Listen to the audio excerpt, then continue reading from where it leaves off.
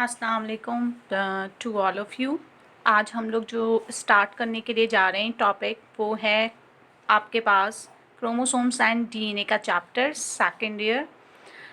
इस चैप्टर के अंदर हम लोग सबसे पहले जो बात करेंगे बेटा वो बात करेंगे डीएनए की, ठीक है। तो अभी हम लोग जो है वो डिस्कस करने के लिए जा रहे हैं आज डीएनए के बारे में कि डीएनए क्या है। जब हम डीएनए की बात करते हैं तो हम सबको पता है कि डीएनए क्या है, आपके पास एक न्यूक्लिक एसिड है, ठीक है। डीएनए क्या है हमारे पास, न्यूक्लिक एसिड है। न्यूक्लिक एसिड जो होते हैं हमारे पास वो दो तरह के होते हैं, एक डीएनए है और एक आरएनए है। डीएनए जो है वो डीऑक्सी राइबोन्यूक्लिक एसिड है और आरएनए जो है वो राइबोन्यूक्लिक एसिड है। तो डीएनए कौन सा न्यूक्लिक एसिड है, डीऑक्सी राइबोन्यूक्लिक एसिड।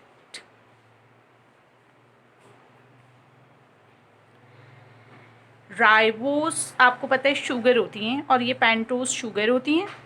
और डीऑक्सी, डी का मतलब होता है कम और ऑक्सी लिखा है तो इसका मतलब है ऑक्सीजन, यानी डीएनए में आरएनए के मुकाबले में एक ऑक्सीजन कम होती है, इसलिए हम इसे क्या कहते हैं, डीऑक्सी राइबोन्यूक्लिक एसिड। हमारे पास अगर हम डीएनए की डिस्कवरी पे जाते हैं बेटा, तो ये डिस्कवरी जो है वो हमारे पास 4 साइंटिस्ट के कंट्रीब्यूशन से हुई। इनमें पहला नाम जो है आपको पता है जेम्स वॉटसन का है। फिर आपके पास आ जाते हैं क्रिक। फिर एक और साइंटिस्ट हैं जिनका नाम है विल्किंस। और फिर एक और साइंटिस्ट हैं और उनका नाम है रोजालिंड फ्रैंकलिन। फ्रैंकलिन्स ने बहुत इम्पॉर्टेंट रोल प्ले किया था। फ्रैंकलिन्स ने क्या किया था, फ्रैंकलिन्स ने एक्सरे जो आपके पास होती हैं उसके ज़रिए डीएनए के मॉडल्स के अंदर जो हेलिकल स्ट्रक्चर्स बनते हैं, जो आपने देखा है ये जो टर्न्स बन रहे हैं, ठीक है, इनकी डिस्कवरी की थी। इनमें से Watson, Crick, Wilkins and Franklins, इन चारों को इस पर नोबेल प्राइज़ मिला था। लेकिन इनमें से फ्रैंकलिन्स जो हैं उनकी डेथ हो गई थी बहुत अर्ली 35 ईयर्स में because of the cancer, so she did not take her Nobel prize. ये तो आपके पास डिस्कवरी थी, इस वजह से मैंने ये बात यहाँ पर आपको बताइए, क्योंकि बच्चे ज़्यादातर कहते हैं Watson and Crick DNA model, so they don't have knowledge about the Wilkins and the Franklins. इसके बाद हम चलते हैं कि डीएनए है क्या, व्हाट इज़ डीएनए। तो हम डीएनए का ज़रा इंट्रोडक्शन देखते हैं। जब हम डीएनए के इंट्रोडक्शंस पे आते हैं तो हमने पहले ही कहा कि डीएनए जो है वो क्या है, डीऑक्सी राइबोन्यूक्लिक एसिड, नेम्स आप सबको पता है। अब हमारे पास डीएनए जो है वो है आपके पास डबल स्ट्रैंडेड। तो पहला पॉइंट क्या हो गया, इट इज़ डबल स्ट्रैंडेड।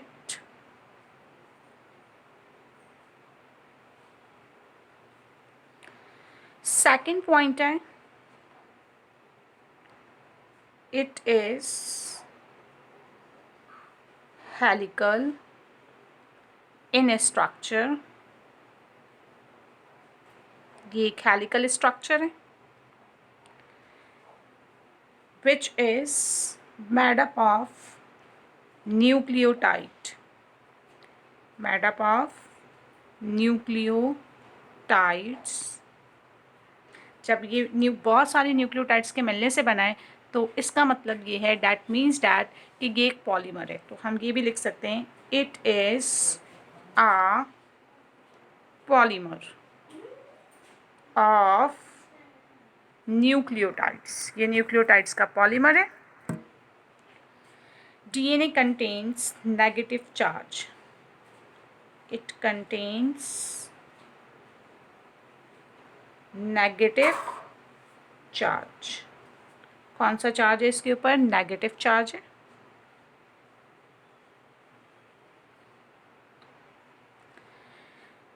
तो ये सारी हो गई हैं डीएनए की प्रॉपर्टीज़। क्या कहा हमने? DNA is a double stranded, it is a helical structure made up of the nucleotide, it is a polymer of nucleotide, it contains negative charge and it has acidic in nature. It is acidic in nature. तो DNA जो है वो हमारे पास acidic in nature है। तो ये तो हो गए पॉइंट्स डीएनए के। अब अगर हम डीएनए को देखें तो डीएनए के 2 स्ट्रैंड्स हैं ना हमारे पास। इनमें से मैंने कहा कि it is helical in structure, it is double stranded. But आपने एक चीज़ और याद रखनी है, डीएनए के जो दोनों स्ट्रैंड्स हैं वो एक दूसरे के एंटी पैरेलल होते हैं, ठीक है। Both strands of DNA is anti-parallel. Both strands of DNA are anti-parallel. ठीक है, तो डीएनए के दोनों स्ट्रैंड्स कैसे होते हैं बेटा? एंटी पैरेलल होते हैं। तो ये हमने डीएनए के बारे में इंफॉर्मेशन हासिल की। डीएनए क्या है आपके पास? डीएनए जो है वो आपके पास है nucleic acid. What is DNA? DNA आपके पास न्यूक्लिक एसिड है। डीएनए जो है वो आपके पास डीऑक्सीराइबोन्यूक्लिक एसिड है। इसकी डिस्कवरी 4 साइंटिस्ट ने की थी। क्या नाम थे उनके? Watson, Crick, Wilkins and Franklins. ठीक है, ये आपने याद रखने हैं। फिर हमने कहा डीएनए का इंट्रोडक्शन। तो डीएनए के इंट्रोडक्शन में हमने डीएनए के जो बेसिक कैरेक्टर्स हैं वो स्टडी किए। पहला क्या है? DNA is a double stranded, it is helical in structure made up of nucleotides, it is a polymer of nucleotides, it contains negative charge। क्योंकि प्रोटीन्स पे पॉजिटिव चार्ज होता है इसी वजह से डीएनए और प्रोटीन्स आपस में रैप होते हैं। ये वाला पॉइंट भी मैं आपको क्लियर करूंगी आगे। It is acidic in nature, both strands of DNA are antiparallel. ठीक है, ये वाला पॉइंट शायद अभी क्लियर नहीं हुआ होगा, लेकिन हम इसको आगे चल के बहुत ज़्यादा अच्छे तरीके से क्लियर कर लेंगे। ठीक है, अब हम आगे चलते हैं तो हम देखते हैं डीएनए का अगला जो आपका पार्ट है वो देखते हैं। हमने कहा कि डीएनए जो है वो आपके पास क्या है? न्यूक्लियोटाइड का बना हुआ है। ठीक है, डीएनए आपके पास क्या है? एक अदद पॉलीमर है। डीएनए जो है वो हमारे पास क्या है बेटा? पॉलीमर। और पॉलीमर जो है वो किसके मिलने से बनते हैं? मोनोमर के। और जो मोनोमर्स हैं इनमें से हमारे पास जो मोनोमर है वो क्या है? डीएनए का मोनोमर क्या है? न्यूक्लियोटाइड है। तो आपने याद रखना है डीएनए का जो मोनोमर है वो क्या है आपके पास? न्यूक्लियोटाइड।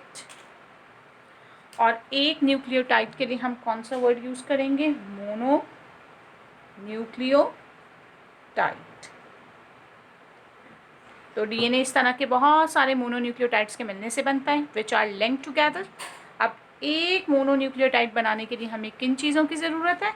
तो वी नीड्स 3 कंपोनेंट्स। हमें 3 चीज़ों की ज़रूरत है एक न्यूक्लियोटाइड बनाने के लिए।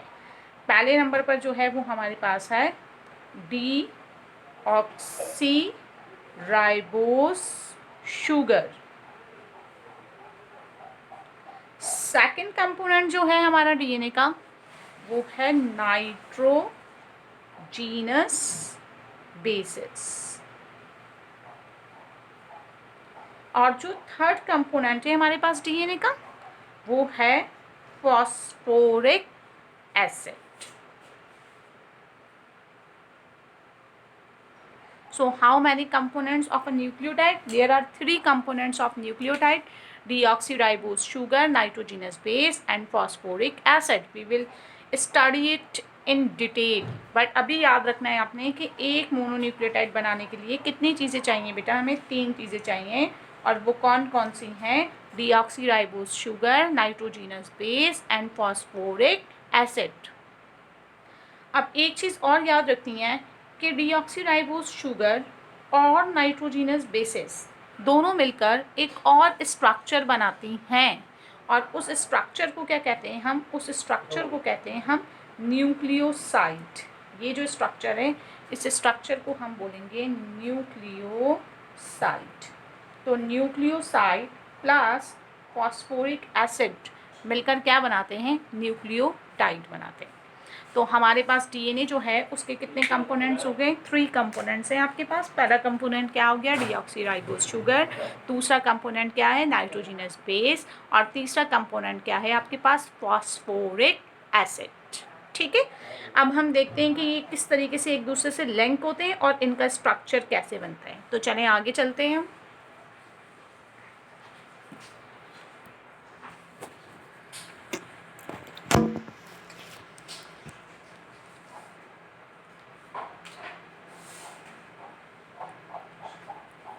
हमने कहा कि हमारा पहला कंपोनेंट जो है वो है आपके पास डीऑक्सीराइबोज शुगर।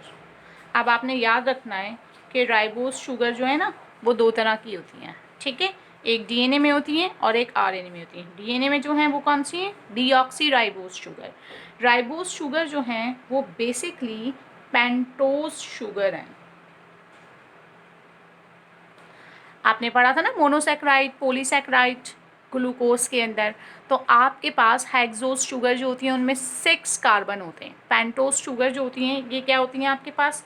5 कार्बन शुगर होती हैं। और ये 2 तरह की होती हैं, एक डीएनए में होती है, एक आरएनए में होती है। अभी हम बात करें किसकी? डीएनए की। तो डीएनए में जो पेंटोज शुगर होती हैं वो कौन सी होती हैं? Deoxyribose sugar. तो डीएनए की शुगर का फॉर्मूला है बेटा C5H10O4। ये आपने याद रखना है। जबकि आरएनए में जो शुगर है, आरएनए की जो शुगर है उसका फॉर्मूला जो है वो भी सेम है तकरीबन, सिर्फ उसमें एक ऑक्सीजन की कमी है। एक ऑक्सीजन ज़्यादा है, सॉरी, C5H10O5। ये शुगर है किसकी? आरएनए की। तो एक शुगर जो डीएनए में है वो कौन सी है आपके पास? C5H10O4। अब हम चलते हैं डीएनए की शुगर्स पे। अगर हम इस शुगर का स्ट्रक्चर देखें तो ये ऑक्सीजन है आपके पास, ये बन गया पेंटोज शुगर का structure. Number 1 carbon, number 2, number 3, number 4, और ये आ जाएगा आपके पास नंबर 5 कार्बन। 5 पे क्या लगा हुआ है आपके पास? CH2OH। ठीक है, अब आपके पास, आपको पता है जहाँ पर कुछ नहीं नज़र आ रहा वहाँ पर क्या लगा हुआ होगा आपके पास? हाइड्रोजन और ऑक्सीजन।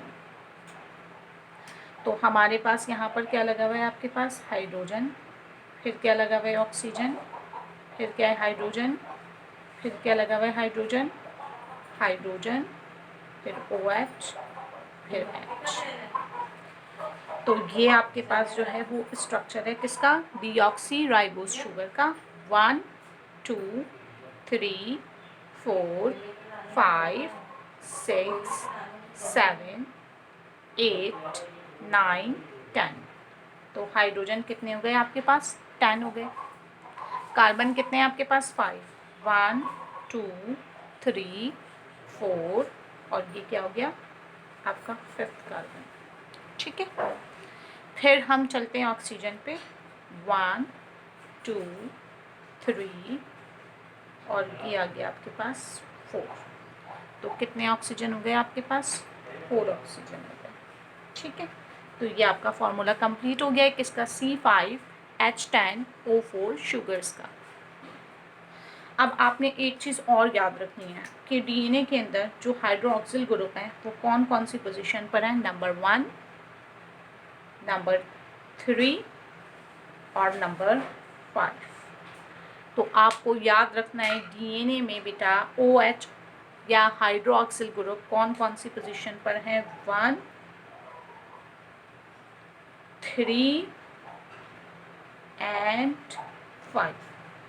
ठीक है, अब हम चलते हैं किसके ऊपर?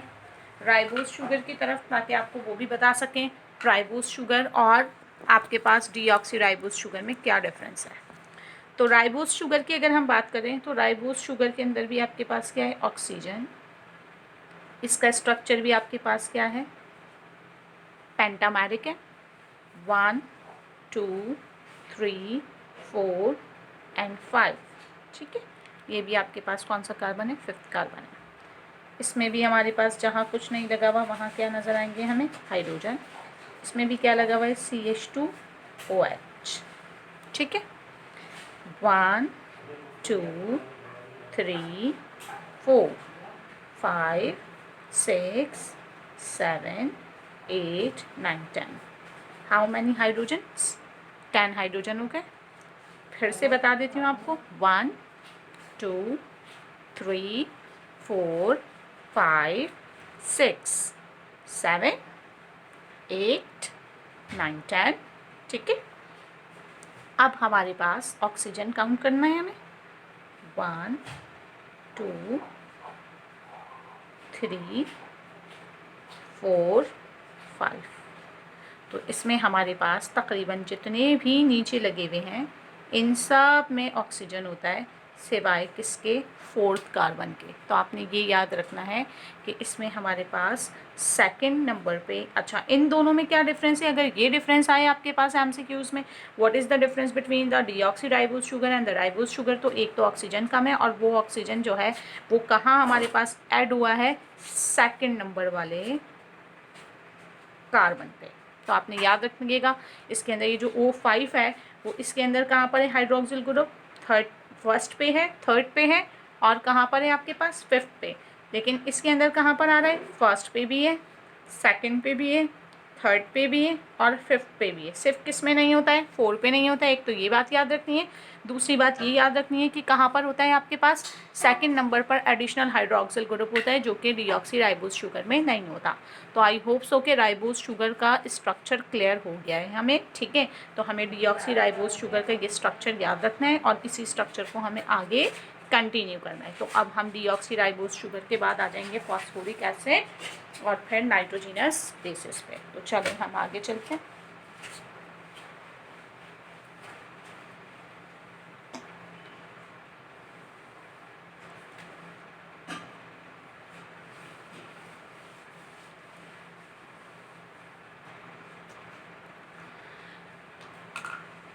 इसके बाद सेकंड कंपोनेंट जो है हमारा डीऑक्सीराइबोज शुगर के बाद, वो है फॉस्फोरिक एसिड। तो हमारा सेकंड कंपोनेंट जो है वो है फॉस्फोरिक एसिड।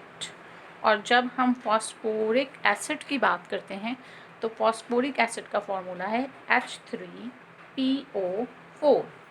ऑक्सीजन भी 4 है, हाइड्रोजन भी 3 है, तो हम फॉस्फोरस को सेंट्रल एटम लेंगे। आपको पता है फॉस्फोरस की जो वैलेंसी है वो वेरिएबल होती है। आपने PCl5 भी सुना होगा केमिस्ट्री के अंदर। ठीक है, और आपने केमिस्ट्री के अंदर PCl3 भी सुना होगा। तो हमारे पास फॉस्फोरस की वैलेंसी जो है वो 3 भी होती है और 5 भी होती है। Now what I am giving it 5। तो मैंने यहाँ पे क्या बना दिया है? 5 का स्ट्रक्चर बना दिया। 1 2 3 4 5। ऑक्सीजन जो है आपको पता है उसकी वैलेंसी 2 होती है।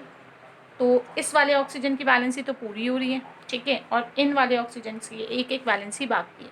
तो उसको पूरा करने के लिए हम क्या लगा देंगे? यहाँ पर हाइड्रोजन लगा देंगे। तो अब आप गिने 1 2 3, 3 क्या हो गए? हाइड्रोजन। उसके बाद क्या हो गए? 1 2 3 4, 4 ऑक्सीजन और एक बीच में क्या हो गया? फॉस्फोरस। तो ये आपके पास क्या हो गया? Phosphoric acid. तो आपने याद रखना है फॉस्फोरिक एसिड में कितने हाइड्रोक्सिल ग्रुप हैं? 3 हाइड्रोक्सिल ग्रुप हैं। ठीक है, जो आपको याद रखना है। फॉस्फोरिक एसिड के बाद हमारा अगला कंपोनेंट जो है वो है नाइट्रोजीनस बेस। ये हमारा सेकंड कंपोनेंट था। अब आ जाइए थर्ड के ऊपर। थर्ड कंपोनेंट कौन सा है हमारा? Nitrogenous basis. आपको याद रखना है नाइट्रोजीनस बेसिस जो हैं वो हमारे पास DNA में 2 तरह की होती हैं। एक कहलाती हैं प्यूरीन्स और दूसरी कहलाती हैं पायरामिडीन्स।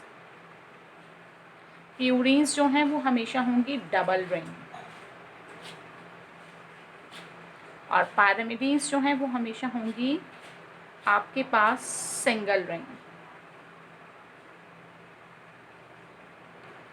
फिर आपने ये भी याद रखना है कि प्यूरीन्स में आपके पास 4 नाइट्रोजन्स होते हैं।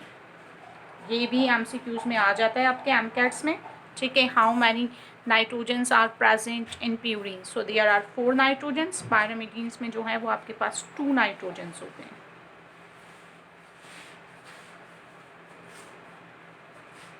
ठीक है। फिर हमारे पास प्यूरिन्स में जो बेसिस आती हैं उनमें आ जाती हैं एडिनाइन एंड गुआनिन। पायरामिडीन्स में जो आती हैं आपके पास वो आ जाती हैं थायमीन एंड साइटोसिन। मैंने टी और सी लिख दिया है शॉर्ट फॉर्म में, लेकिन आप याद रखिएगा थायमीन साइटोसिन। इसके अलावा अगर आरएनए हो तो फिर आपको पता है उसमें थायमीन रिप्लेस हो जाती है किससे, यूरेसिल से। तो ये आपके पास है। आप नाइट्रोजिनस बेसिस कहते किसे, तो आपने याद रखना है पहले नंबर पर आपने ऑर्गेनिक केमिस्ट्री में पढ़ा होगा, these are the aromatic hydrocarbons, ठीक है। ये एरोमेटिक हेट्रोसाइक्लिक, हेट्रो किसे कहते हैं, चेंज, यानी उसमें सिर्फ कार्बन शामिल ना हो। इनके रिंग्स में सिर्फ कार्बन नहीं होता, इसलिए इन्हें कहते हैं एरोमेटिक हेट्रोसाइक्लिक कंपाउंड्स। तो आपने याद रखना है nitrogenous bases are aromatic heterocyclic nitrogenous compounds and they are present in the DNA in the 2 forms. One is called purines, another is called pyrimidine. ये 2 तरह की होती है, एक प्यूरिन कहलाती है, एक पायरामिडीन कहलाती है। प्यूरिन्स डबल रिंग होंगी और पायरामिडीन जो है वो सिंगल रिंग होंगी। प्यूरिन्स के अंदर 4 नाइट्रोजन्स होंगे और पायरामिडीन्स के अंदर आपके पास जो है वो 2 नाइट्रोजन्स होंगे। प्यूरिन्स में आपके पास एडेनिन एंड गुआनिन होंगी और पायरामिडीन के अंदर आपके पास थायमीन साइटोसिन और अगर आरएनए तो यूरासिल होगा। यहाँ तक मेरा ख्याल है कि बात क्लियर हो गई होगी। अब हम जो है वो आगे की तरफ जाएंगे और इसका स्ट्रक्चर ड्रॉ करके देखेंगे कि इसका स्ट्रक्चर किस तरीके से बनता है प्यूरिन्स का और पायरामिडीन्स का। प्यूरिन्स और पायरामिडीन्स में से भी आपके पास क्वेश्चन आते हैं, एक तो इनके स्ट्रक्चर से रिलेटेड आते हैं, दूसरा आपको इनकी जो है वो IUPAC नेमिंग भी आनी चाहिए और ये भी पता होना चाहिए किस तरह का स्ट्रक्चर है। हमारी बुक में इसका स्ट्रक्चर तो गिवन है, लेकिन स्टूडेंट्स को कभी भी ये बताया नहीं जाता कि ये स्ट्रक्चर जो है वो किस तरीके से फॉर्म होता है। तो सबसे पहले हम एक काम करते हैं, हम चलते हैं आपके पास प्यूरिन्स के ऊपर चलते हैं, ठीक है, जो कि आपके पास क्या होती हैं, डबल रिंग होती हैं। मैं आपको एक प्यूरिन का स्ट्रक्चर जो है वो बना के दिखा रही हूँ, ठीक है, आप इसको अंडरस्टैंड करिएगा।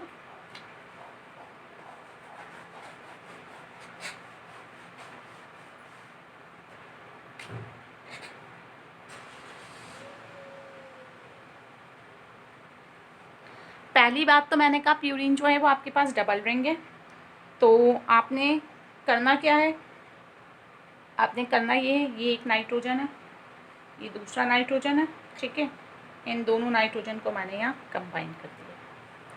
इसके बाद मैं इस नाइट्रोजन को यहाँ लेके जाऊँगी और फिर हम जाएंगे यहाँ, ये अगला नाइट्रोजन आ गया, पहला, दूसरा, तीसरा, उसके बाद ये आ गया आपका चौथा नाइट्रोजन, ठीक है। अब इन नाइट्रोजन के अंदर अगर आप देखें तो हमारे पास यहाँ पे एक डबल बॉन्ड लगेगा, ठीक है, एक डबल बॉन्ड हमारे पास यहाँ लगेगा, एक डबल बॉन्ड यहाँ और ये स्ट्रक्चर है आपके पास। अगर हम इसकी नंबरिंग करें तो चलें नंबरिंग करते हैं, ये हो गया 1, ये हो गया 2, 3 के बाद आ जाएगा आपके पास 4, 5 और ये हो गया 6। ये एक हेक्सागोनल है। फिर आपके पास आ जाएगा 6 के बाद 7, 8 और ये हो गया 9। तो अगर आप इसे देखें तो हमारे पास एक प्यूरिन के अंदर टोटल नंबर ऑफ़ एटम्स जो हैं वो कितने हैं आपके पास, 9। तो आपने याद रखनी है ये सारी बातें, यही तो MCQs में आ सकती हैं। प्यूरिन्स में टोटल आपके पास जो नंबर्स हैं, ठीक है, प्यूरिन्स कंटेन्स 9 एटम्स, ठीक है।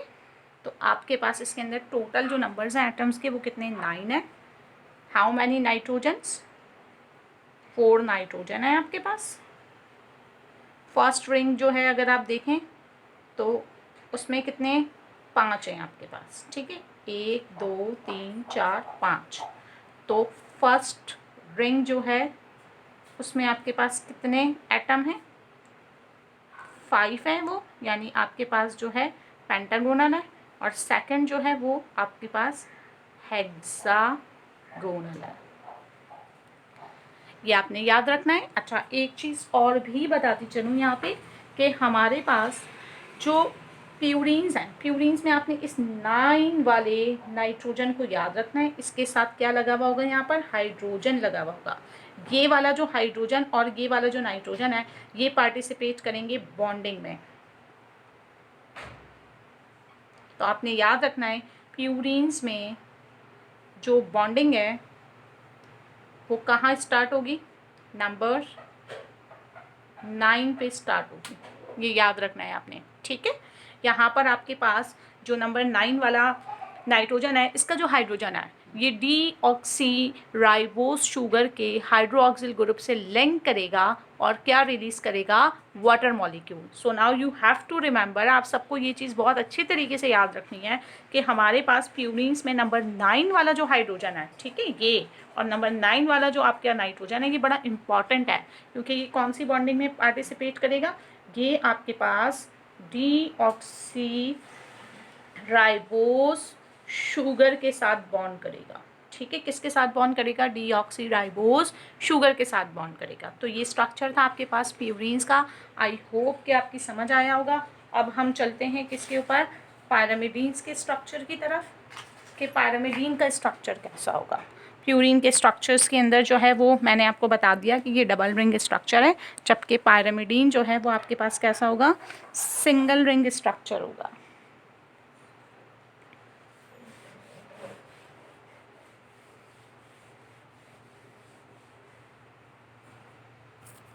चलिए, तो अब हम आ जाते हैं किसकी तरफ, पायरामिडीन्स की तरफ।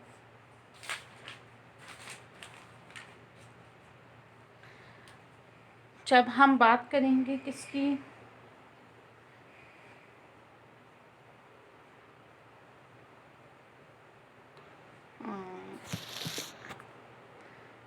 पायरामिडीन्स की, तो पायरामिडीन्स जो हैं वो आपके पास क्या है, सिंगल रिंग है, कंटेन्स 2 नाइट्रोजन। रिंग कैसा है इनका, हेक्सागोनल।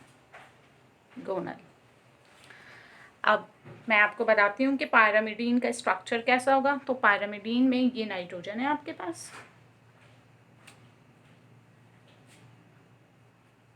और ये नाइट्रोजन है। कितने नाइट्रोजन हो गए, 2।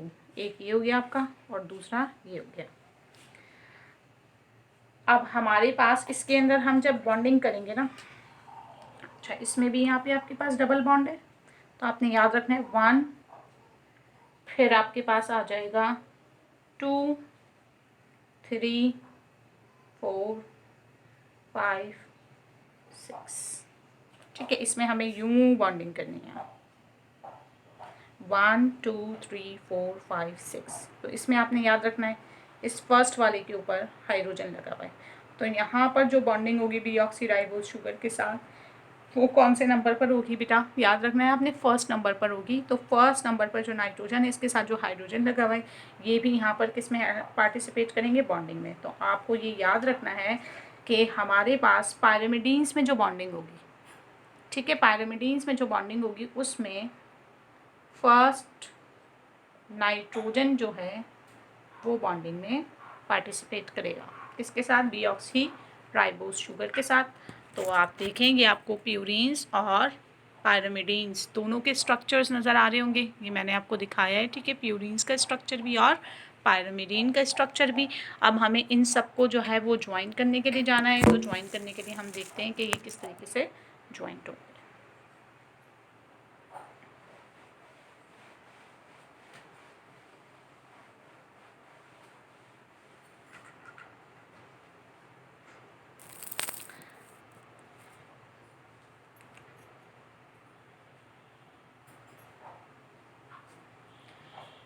जब हम इनको ज्वाइन करने के लिए जा रहे हैं तो आपने एक चीज़ और याद रखनी है, और वो चीज़ ये है कि हमने एक न्यूक्लियोटाइड बनाने के लिए बात की थी, कितनी चीज़ों की, 3 चीज़ों की, इनमें पहली चीज़ क्या थी आपके पास, डीऑक्सी राइबोस शुगर। तो सबसे पहले हम किसके ऊपर जा रहे हैं, डीऑक्सी राइबोस शुगर पे चलते हैं। ये आपके पास आ रही है पेंटोस शुगर, ठीक है, 1 2 3 4, और ये आ गया आपका 5th कार्बन, ठीक है। इस 5th कार्बन पर क्या लगा हुआ था आपको याद होगा, CH2, और क्या लगा हुआ था,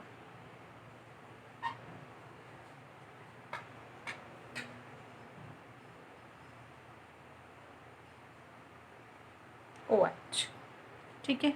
तो आपके पास क्या लगा हुआ है यहाँ पर, मैं इससे लिख देती हूँ अगर नज़र नहीं आ रहा तो। ये लगा हुआ है आपके पास CH2 और OH। अब हमारे पास दूसरी तरफ अगर हम देखें तो हमारे पास क्या लगा हुआ होगा, फॉस्फोरिक एसिड। ये आपके पास जो है वो होगा फॉस्फोरिक एसिड। तो फॉस्फोरिक एसिड पे क्या लगा हुआ था, OH, यहाँ पे भी क्या लगा हुआ था, OH, यहाँ पे भी क्या लगा हुआ है, OH, और ऊपर क्या लगा हुआ था आपको याद होगा, ऑक्सीजन। तो ये था आपके पास फॉस्फोरिक एसिड। अब हमारे पास ये डीऑक्सीराइबोस शुगर का कौन सा कार्बन है, 5th कार्बन है, ठीक है। इस 5th कार्बन पे हमारे पास क्या लगा हुआ है, OH। तो यहाँ से आपके पास OH, सॉरी मैंने गलत बना दिया है, यहाँ पर होगा आपके पास O, और यहाँ पे होगा OH, और यहाँ पर क्या लगा हुआ होगा, हाइड्रोजन, ठीक है। तो यहाँ से आपके पास ये जो OH है ये निकलेगा, तो क्या बनेगा आपके पास, H2। तो यहाँ पर वाटर मॉलिक्यूल रिलीज़ हो जाएगा। इसके नतीजे में आपके पास बॉन्ड बनेगा, और जब बॉन्ड बनेगा आप उसे देखेंगे तो वो कौन सा बॉन्ड होगा, सिंपल कोवैलेंट बॉन्ड। जैसे ये आ गया आपके पास डीऑक्सी राइबोस शुगर, ठीक है, ये हो गया 5th कार्बन, क्या लगा हुआ था यहाँ पर, CH2, उसके बाद क्या लगा हुआ था, ऑक्सीजन, और अगर हम देखें तो यहाँ से OH निकल गया, तो ये डायरेक्टली किसके साथ बॉन्ड कर रहा है, अब P के साथ बॉन्ड कर रहा है, ठीक है। यहाँ पर क्या लगा हुआ होगा, OH, यहाँ पे भी क्या लगा हुआ होगा, OH, और यहाँ पर क्या लगा हुआ होगा, oxygen. So this type of bonding which is being between the phosphoric acid and deoxyribose sugar, it is called simple covalent bonding। तो यहाँ पे जो ये बॉन्डिंग हुई है ये क्या कहलाएगी, सिंपल कोवैलेंट बॉन्डिंग कहलाएगी। तो हमारे पास आपने याद रखना है, कुछ लोग इसे कहते हैं ये डाइस्टर बॉन्डिंग होती है, और ये नहीं। अगर एक न्यूक्लियोटाइड की बात करें, क्योंकि अभी हमने बहुत सारे न्यूक्लियोटाइड डिस्कस नहीं किए, ठीक है, हम एक न्यूक्लियोटाइड की बात करेंगे। एक न्यूक्लियोटाइड के दरमियान में जो डीऑक्सीराइबोस शुगर और फॉस्फोरिक एसिड के दरमियान में बॉन्डिंग हो रही है, इस बॉन्डिंग को सिंपल कोवैलेंट बॉन्डिंग कहते हैं। Now it is not called the phosphodiester bonding. मैं अभी आपको बताऊंगी कि फॉस्फोडाइस्टर बॉन्डिंग कैसे बनती है। अभी आपने सिंपल याद रखना है ये कौन सी बॉन्डिंग है आपके पास, कोवैलेंट बॉन्डिंग। अब आ जाइए आप इस साइड पे, नंबर 1 पे। अब जब हम नंबर 1 पर आते हैं तो नंबर 1 पर भी आपको याद होगा कि हमारे पास क्या लगा हुआ था, OH लगा हुआ था, ठीक है। अब अगर हम यहाँ पर बॉन्डिंग करते हैं किसकी, नाइट्रोजिनस बेस। फॉर एग्ज़ाम्पल मैं थोड़ा सा अपनी आसानी के लिए जो है वो ले लेती हूँ, पैरामिडीन, ठीक है, सिंगल स्ट्रक्चर है ना, तो बनाने में थोड़ी सी आसानी हो जाएगी। यहाँ पर क्या लगा हुआ था, हाइड्रोजन, यहाँ पे क्या लगा हुआ है आपके पास, OH, ठीक है, और ये यहाँ पर बॉन्डिंग हुई हुई है। अब अगर हम देखें तो यहाँ से OH और यहाँ से H निकलेंगे, तो यहाँ से भी क्या रिलीज़ होगा, H और OH के निकले से वाटर मॉलिक्यूल रिमूव होगा, और जब यहाँ से भी वाटर मॉलिक्यूल रिमूव होगा तो इसका मतलब ये है यहाँ पर भी बॉन्डिंग होगी। तो सेकंड आपके पास जो फर्स्ट नंबर वाला शुगर का जो कार्बन है उस पर जो हाइड्रोक्सिल था वो किसके साथ आपके पास बॉन्ड करेगा, नाइट्रोजिनस बेस के साथ, और जो 5th वाला है वो किसके साथ बॉन्ड करेगा, आपके पास फॉस्फोरिक एसिड के साथ। तो फॉस्फोरिक एसिड ये अब एक सिंगल आपके पास न्यूक्लियोटाइड बन गया। अगर आप इसे देखें तो ये आपके पास एक मोनोन्यूक्लियोटाइड की फॉर्मेशन हो रही है। ये देखिए, ये क्या थी आपके पास, नाइट्रोजिनस बेस, ठीक है, ये डीऑक्सीराइबोज शुगर हो गई है, और ये आपके पास हो गया है फॉस्फोरिक एसिड। तो इन तीनों चीज़ों के मिलने से क्या बन गया, न्यूक्लियोटाइड। अब अगर हम इस न्यूक्लियोटाइड को यहाँ देखें तो आप ये देखेंगे ये क्या है, डीऑक्सीराइबोज शुगर। क्या लगी हुई है आपके पास यहाँ पे, नाइट्रोजिनस बेसिस, एडिनिन, ठीक है, और यहाँ क्या लगा हुआ है आपके पास, फॉस्फोरिक एसिड। तो ये बन गया आपके पास एक सिंगल न्यूक्लियोटाइड। अब अगर इसी तरह के मैं चारों न्यूक्लियोटाइड बनाऊँ डीएनए के, तो ये आ गया आपके पास थायामीन, और ये आ गया आपके पास फॉस्फोरस। फिर आपके पास आ जाएगा अगला न्यूक्लियोटाइड, किसका आ जाएगा, गुआनिन का आ जाएगा, और ये आ जाएगा आपके पास फॉस्फोरिक एसिड, ठीक है। और फिर एक और रह गया हमारा, कौन सा रह गया, साइटोसिन। तो ये आ गया ऑक्सीजन, और ये आ जाएगा इसके साथ साइटोसिन, ठीक है। अब ये लग गए फॉस्फोरस आपके पास। अब ये सारे फॉस्फोरस कौन से नंबर की पोजीशन पर लगे हुए हैं, आप सबको याद होगा, ये सारे फॉस्फोरस लगे हुए हैं नंबर 5 पोजीशन पे, ठीक है। अब अगर आप देखें तो अब हमारे पास जो फॉस्फोरिक एसिड है ये दूसरी तरफ किससे लिंक करेगा, थर्ड वाले से भी लिंक करेगा, ठीक है। तो इस तरह हमारे पास ये जो मैंने ग्रीन कलर से लाइंस शो की हैं, ये कौन सा वाला हाइड्रोक्सिल ग्रुप लगा हुआ है बेटा, ये लगा हुआ है थर्ड वाला, ठीक है। थर्ड वाला जो हाइड्रोक्सिल ग्रुप है वो भी लिंक कर रहा है किसके साथ, नीचे वाले फॉस्फोरिक एसिड के साथ। अब आप इस बॉन्डिंग को कह सकते हैं कि ये कौन सी बॉन्डिंग कहलाएगी, ये बॉन्डिंग कहलाएगी फॉस्फो डाई ईस्टर बॉन्डिंग, ठीक है। तो अगर डीएनए की ये कंपोनेंट्स इस तरीके से लिंक होंगे एक दूसरे के साथ, तो ये बॉन्डिंग क्या कहलाती है, फॉस्फो डाई ईस्टर बॉन्डिंग, ठीक है। अब आपके पास ये फॉस्फोडाइस्टर बॉन्डिंग कैसे बन रही है, तो इसके लिए दोबारा इस वाली डायग्राम पर आ जाएं। इस वाली डायग्राम में आप ज़रा देखिए कि हमारे पास अभी हमने जो बात की थी कि आपके पास फॉस्फोरिक एसिड में एक और हाइड्रोक्सिल ग्रुप लगा हुआ था ना यहाँ पे, ठीक है। ये जो हाइड्रोक्सिल ग्रुप है आपका, ये यहाँ लगा हुआ है, यहाँ पर अभी थर्ड वाला आपके पास क्या खाली है, OH। तो आपके पास ये जो थर्ड नंबर वाला OH है ये, और एक और हाइड्रोक्सिल ग्रुप, ठीक है, ऊपर वाले का लेंगे, इसमें से क्या निकल जाएगा आपके पास,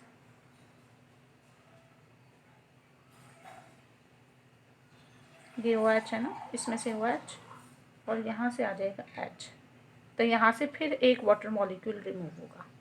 तो इस वजह से अगर आप देखें तो ये आपके पास जो है वो डीऑक्सीराइबोज शुगर है, इसका फिफ्थ वाला जो है, इस पे फॉस्फोरस का जो एक OH था वो यहाँ अटैच हो गया, और इसी फॉस्फोरस का नीचे वाले का एक और OH जो है वो इसके साथ अटैच हो रहा है, और इस तरह यहाँ पर एक बॉन्ड बन रहा है, ठीक है। तो इस बॉन्ड की वजह से हम इसे क्या कहते हैं, फॉस्फोडाई ईस्टर बॉन्ड कहते हैं। क्या कहते हैं हम इसे, फॉस्फोडाइस्टर बॉन्ड। अगर नहीं क्लियर हुआ तो चले मैं आपको दोबारा से क्लियर करके बताती हूँ।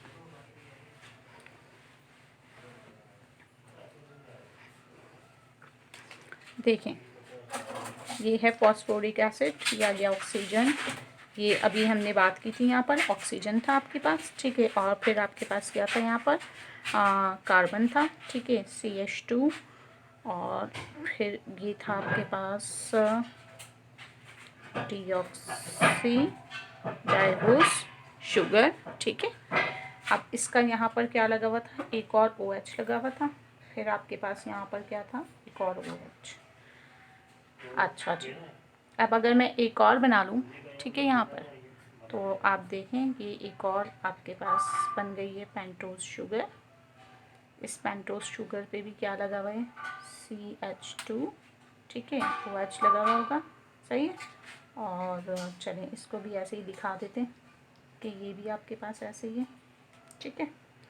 तो यहाँ पर भी फॉस्फोरस लगा हुआ है, ये इसका OH हो गया, यहाँ पर क्या लगा हुआ ऑक्सीजन, फिर ये OH होगा, ठीक है, ये हो गया। अब यहाँ पर आपके पास क्या है, थर्ड नंबर वाला जो OH है वो बाकी है। ये थर्ड नंबर वाला जो OH है और ये इसी का ऊपर वाले का O जो OH है, इसमें से H, ये दोनों निकलेंगे तो यहाँ से वाटर मॉलिक्यूल क्या हो जाएगा, निकल जाएगा। ठीक है, तो यहाँ से रिमूव हो गया आपके पास H2O। ऊपर वाले में तो हमने कहा था ये कोवैलेंट बॉन्ड है, लेकिन अब एक और बन रहा है, और ये दोनों बॉन्ड किसके दरमियान में बन रहे हैं, फॉस्फोरस के दरमियान में बन रहे हैं, इसलिए हम इसे क्या बोलेंगे, फॉस्फोडाइस्टर बॉन्ड। ठीक है, ईस्टर के लिए क्या चाहिए था, COO चाहिए होता है आपको। ठीक है, अब अगर आप देखें तो यहाँ पर भी CO है। ठीक है, और दरमियान में क्या बन रहा है आपके पास, फॉस्फोरस है। तो अगर आप देखें तो फॉस्फोरस के दोनों तरफ क्या बन रहे हैं आपके पास, O और O बन रहे हैं। ठीक है, क्योंकि अगर मैं इसको भी यहाँ से हटा दूँ तो आप देखिएगा यहाँ पर क्या बनेगा, O। तो यहाँ पर भी O है, यहाँ पे भी O है, बीच में फॉस्फोरस है आपके पास, तो ये क्या बन गया आपके पास, फॉस्फोडाई ईस्टर बॉन्ड। ठीक है, तो आपके पास जो है आप यही बताएंगे कि फॉस्फोडाइस्टर बॉन्ड कब बनेगा, उस वक्त बनेगा जब आपके पास एक नंबर 5 पे बॉन्डिंग हो रही होगी और दूसरी बॉन्डिंग कहाँ हो रही होगी, नंबर 3 पे हो रही होगी, जिसको मैंने ग्रीन कलर की लाइन से शो किया। तो इस तरह आपके पास ये जो है DNA का स्ट्रक्चर बना है। अब अगर आप देखेंगे तो ये DNA जो है वो स्टार्ट हो रहा है किससे, आपके पास 5 वाले कार्बन से। ठीक है, तो इसलिए हम इसे क्या बोलेंगे, 5 प्राइमर। प्राइमर का मतलब क्या है, स्टार्ट। ठीक है, तो वो DNA का मॉलिक्यूल जो 5 से स्टार्ट होगा, उसके सामने वाला जो होगा ना वो एंटी पैरेलल होगा। अब वो एंटी पैरेलल कैसे होता है, अब आप देखें इसमें ऑक्सीजन ऊपर है, यहाँ पर ये जो आ रहे होंगे इनके अंदर ऑक्सीजन कैसे होंगे, नीचे की तरफ। तो यहाँ पे जितनी भी नाइट्रोजिनस बेसिस आ रही है हमारे पास, इन सब में ऑक्सीजन कहाँ आ रहा है, डाउनवर्ड पोजीशन पे आ रहा है। ठीक है, ये हो गया।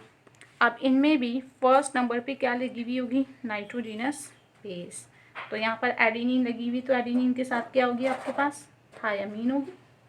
थायामीन है तो यहाँ पर क्या लगी हुई होगी, एडेनिन लगी हुई होगी। यहाँ पे गुआनिन है तो क्या लगी हुई होगी, साइटोसिन। और यहाँ साइटोसिन है तो क्या लगी हुई होगी आपके पास, गुआनिन। ठीक है, आप इसमें देखें ये फर्स्ट है, ये सेकंड है, थर्ड है, फोर्थ है, तो ये फोर्थ के साथ ही क्या लगा हुआ होगा, फिफ्थ। अब ये फिफ्थ वाला है, फिफ्थ वाले पे क्या लगा हुआ है, यहाँ पर फॉस्फोरस लगा हुआ है। अब अगर आप देखें तो इसमें थर्ड वाला जो है इसका OH जो है वो अभी उससे स्टार्ट हो रही है बॉन्डिंग ना, यहाँ पे 5 से स्टार्ट हो रही थी, यहाँ पर OH जो है वो नंबर 3 पर है ना। ठीक है, तो इसमें जो यहाँ पर फास्फोरस से जो बॉन्डिंग लिंक कर रही है वो कौन सी वाली हो गई है, नंबर 3 हो गई है। तो इसलिए इसे क्या बोलेंगे हम, 3 प्राइमर। तो एक प्राइमर कौन सा होगा, 5, और 5 के सामने वाला हमेशा कौन सा होगा, 3। तो इस वजह से हम इसे कह रहे हैं कि ये क्या हो रहा है आपके पास, एंटी पैरेलल स्ट्रक्चर है DNA का। देखिए इन सब में फास्फोरस कहाँ पर जा रही है, नीचे की तरफ, ऑक्सीजन भी कहाँ आ रही है, नीचे की तरफ। अच्छा, अब इनके दरमियान में ये जो बॉन्डिंग है ये डबल है, डबल बॉन्डिंग है। और ये कौन सी बॉन्डिंग हो गई, ट्रिपल। और ये भी कौन सी बॉन्डिंग हो गई, ट्रिपल। तो आप देखें DNA के अंदर जो अब बॉन्डिंग नज़र आ रही है वो कितनी हो गई, 3। एक तो यहाँ पे बन रहा था आपके पास, ठीक है, फॉस्फोडाइस्टर बॉन्ड, ये हो गई हाइड्रोजन बॉन्डिंग। और जब नाइट्रोजिनस बेस और डीऑक्सीराइबोस शुगर के दरमियान में बॉन्डिंग होगी तो ये बॉन्डिंग कौन सी होगी आपके पास, ये कहलाती है ग्लाइकोसाइडिक लिंकेज। क्या कहलाती है ये, ग्लाइकोसाइडिक लिंकेज। तो आपने याद रखना है कि ये डीऑक्सीराइबोस शुगर आ गई है, डीऑक्सीराइबोस शुगर के यहाँ पर क्या लगा हुआ था, OH, और यहाँ लगा हुआ था हमारे पास नाइट्रोजन, और फिर लगा हुआ था नाइट्रोजन। ठीक है, और ये थी आपके पास पायरामीडीन। तो यहाँ से आपके पास H और यहाँ से जो OH निकला था, इस बॉन्ड को क्या नाम देंगे आप, क्योंकि शुगर है, शुगर के लिए कौन सा वर्ड यूज़ करते हैं, ग्लाइको का, तो इसे नाम देते हैं हम ग्लाइकोसाइडिक लिंकेज।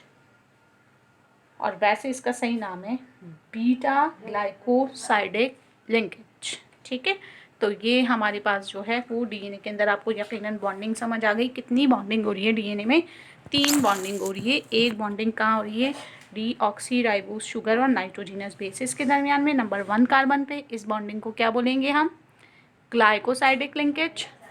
दूसरी बॉन्डिंग कहाँ हो रही है हमारे पास, डीऑक्सीराइबोस शुगर और फॉस्फोरिक एसिड के दरमियान में, जिसको क्या नाम दिए हमने, फॉस्फोडाइस्टर बॉन्ड। ठीक है, और तीसरी बॉन्डिंग हमने अभी पढ़ा है कि दो नाइट्रोजीनस बेसिस के दरमियान होती है, and this bonding is called hydrogen bonding. तो ये कौन सी बॉन्डिंग है आपके पास? Hydrogen bonding. तो ये हमारे पास जो है वो डीएनए का स्ट्रक्चर जो है वो कंप्लीट हो गया। अब आपको मैं समझाती हूँ कि ये C5 प्राइमर और C3 प्राइमर कैसे बनता है।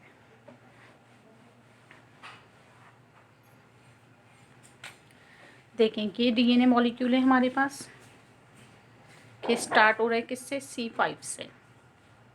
तो ये एंड होगा किसके ऊपर? C3 पे, ठीक है। और इसी तरह ये प्राइमर है, इसके सामने वाला एंटी पैरेलल ये C3 से स्टार्ट हो रहा है, तो किस पे ख़त्म होगा? C5 पे। तो इस तरह डीएनए के स्ट्रैंड्स होते हैं और इनके दरमियान में इस तरह से ये न्यूक्लियोटाइड्स जुड़े हुए, बॉन्डिंग होती है। 1 2 3 4 5 न्यूक्लियोटाइड्स हैं, 6 7 8 9 10।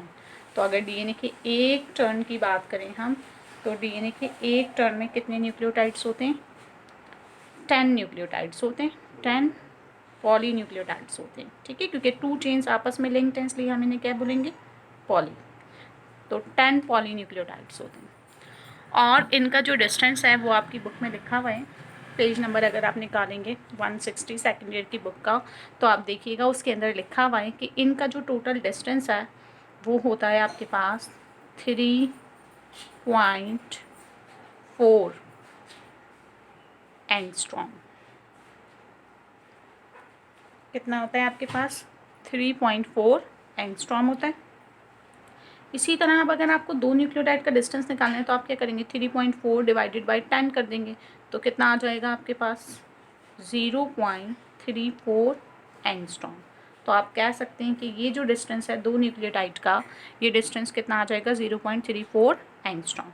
इसी तरह डीएनए में यहाँ से लेकर यहाँ तक दो न्यूक्लियोटाइड तक का जो डिस्टेंस है, यानी डीएनए की जो टोटल विड्थ है, ठीक है, अगर हम उसकी बात करें, या टोटल डायमीटर है, इसकी भी एक लेंथ है, और वो कितनी है आपके पास? 20 angstrom. If we are talking about the distance between the one nucleotide, तो ये कितना हो जाएगा आपके पास? 20 डिवाइडेड बाई 2 कर देंगे आप, तो क्या आंसर आ जाएगा? 10 एंगस्ट्रॉम। तो आपके पास ये कितना आ जाएगा? 10 एंगस्ट्रॉम आ जाएगा। तो डीएनए के एक न्यूक्लियोटाइड का जो डिस्टेंस है वो कितना है? 10 एंगस्ट्रॉम। और दो न्यूक्लियोटाइड का जो डिस्टेंस है वो कितना है? 20 एंगस्ट्रॉम। डीएनए के एक टर्न की टोटल लेंथ जिसमें 10 न्यूक्लियोटाइड होंगे कितना होगा? 3.4 एंगस्ट्रॉम। और इसी तरह जो है वो आपके पास अगर हम इन 10 में से किसी भी दो न्यूक्लियोटाइड का डिस्टेंस निकालें तो ये कितना हो जाएगा? 0.34 एंगस्ट्रॉम। तो ये आज डीएनए की तमाम इन्फॉर्मेशंस थी। आई होप कि आप लोगों को समझ आई होगी। अब मैं नेक्स्ट वीडियो जो बनाऊंगी, ठीक है, उसके अंदर जो है आप लोगों को डीएनए के बाकी स्ट्रक्चर्स की इन्फॉर्मेशंस भी दूंगी, और इसके अलावा हम देखेंगे कि जो है वो डीएनए जो है वो क्रोमैटिन के साथ मिलकर किस तरीके से फंक्शन परफॉर्म करता है। और ये जो डीएनए के अंदर आपके पास अगर हम देखें तो देखेंगे जो डीएनए मॉलिक्यूल है ना, ये इस तरह से ये एक न्यूक्लियोटाइड की चेन है, ठीक है, और इसी तरह ये दूसरे न्यूक्लियोटाइड की चेन है, लेकिन ये स्ट्रेट नहीं है, ठीक है। ये चेन क्या हो गई है आपके पास? इस तरह से घूम गई है। तो ये जो घूमी है, इसके दरमियान में क्या होता है? हाइड्रोजन बॉन्डिंग्स होती हैं, इनकी वजह से इनके दरमियान में डिफरेंट ओरिएंटेशंस आती हैं, जैसे कि बेंजीन्स वगैरह में, तो इसकी वजह से इसके अंदर ये हेलिकल स्ट्रक्चर बन जाते हैं। और यही उन लेडी ने डिस्कवर्ड किए थे जिनका नाम मैंने आपको स्टार्ट में बताया था, उनका नाम क्या था? Rosalind Franklin. तो आई होप सो कि इंशाल्लाह आपको सारी चीज़ें क्लियर हो गई होंगी। नेक्स्ट वीडियो इंशाल्लाह जल्द ही मैं 1 या 2 दिनों के अंदर अपलोड कर दूँगी, और वो हम पढ़ेंगे क्रोमैटिन, ठीक है, और प्रोटीन्स और डीएनए से रिलेटेड, और फिर इंशाल्लाह इस चैप्टर को आगे लेके चलेंगे। तो थैंक यू सो मच। अल्लाह हाफ़िज़।